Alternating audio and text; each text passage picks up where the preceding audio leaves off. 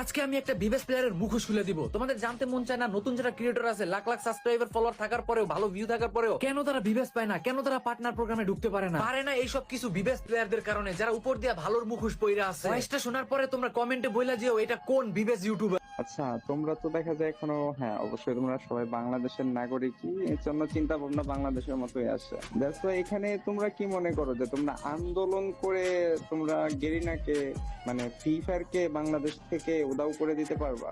এটা কি তোমাদের ধারণা? তাহলে মনে হয় যে তোমরা বুকার স্বর্গে বসবাস করছো। গেইনের কিচ্ছু যায় আসে না। যদি এখান থেকে যদি 500 মানুষ যদি না থাকে কিংবা 1000 মানুষ না থাকে, গেইনের আই থিঙ্ক কিছু যায় আসে না। তো রিল্যাক্সে ধৈর্য ধরে বসে থাকো, আর কখনোই গেরিনার বিপক্ষে কিছু বলার চেষ্টা করো না, তাহলে কিন্তু মনে হয় যে যতটুকু আশা ছিল সেটা হারাবে। তো হাইপার হওয়ার কিছুই নাই, গেরিনার বিরুদ্ধে কোনো কথা বলো না।